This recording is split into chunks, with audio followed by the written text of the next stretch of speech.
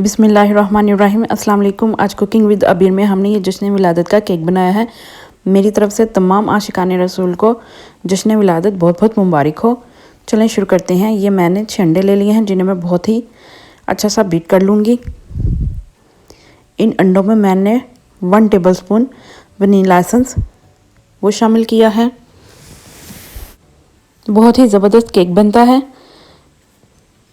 मैंने इसमें पिसे हुए बादाम वो शामिल किए हैं। जब अंडे हमारे हाफ बीट हो जाएं तो इसमें मैं 1 टेबलस्पून वनीला एसेंस वो डाल दूंगी। इसके अलावा 200 ग्राम इसमें मैंने चीनी शामिल कर दी है और बिल्कुल थोड़ा सा नमक, 1 चुटकी के बराबर वो मैं डाल देती हूँ।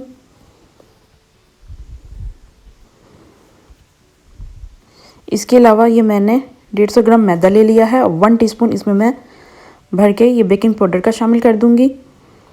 साथ ही ये मेरे पास 100 ग्राम पिसे हुए बादाम हैं, ये मैं डाल देती हूँ। जब अंडे बहुत अच्छे से बीट हो जाएंगे तो ये जो मैंने बादाम, मैदा और बेकिंग पाउडर लिया है ये मैं इसमें डाल देती हूँ। मशीन को मैं थोड़ा स्लो कर देती हूँ ताकि मैदा बाहर ना गिरे।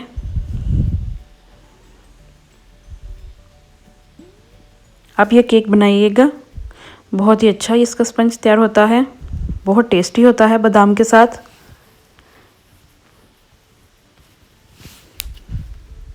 ये देखिए कितना ज़बरदस्त ये मिक्स हो गया है। अब मैं इसमें मक्खन शामिल कर देती हूँ।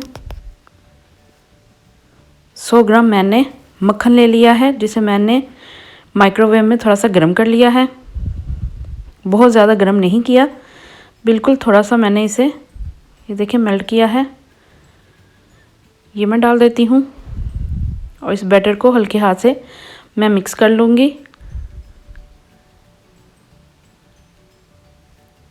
और एक केक फॉर्म में मैंने बेकिंग पेपर वो लगा दिया है और इसे बटर से ग्रीस भी कर लिया है। अब ये बैटर को मैं इसमें डाल देती हूँ और इसे मैं 180 डिग्री पे 40 मिनट के लिए बेक कर लूँगी। ये देखिए कितना ज़बरदस्त केक बेक हुआ है।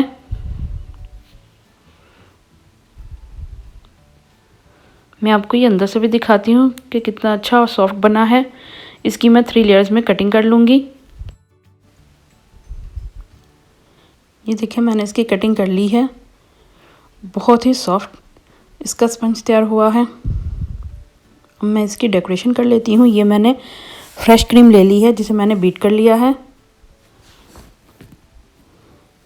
इस केक में मैं फ्रेश क्रीम और मर्सीपान वो इस्तेमाल कर रही हूँ।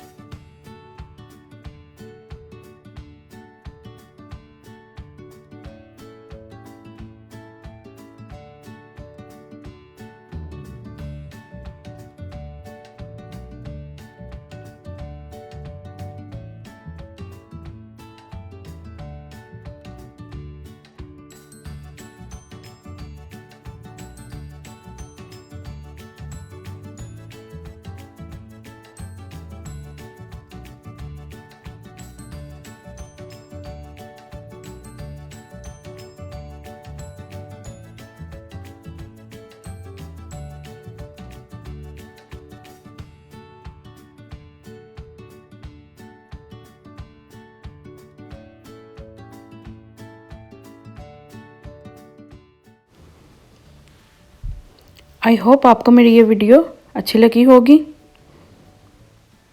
आपको मेरी वीडियो अच्छी लगी तो इसे लाइक कीजिए, शेयर कीजिए और मेरे चैनल को सब्सक्राइब भी कीजिए। अपनी दुआ में याद रखिएगा। Thank you for watching.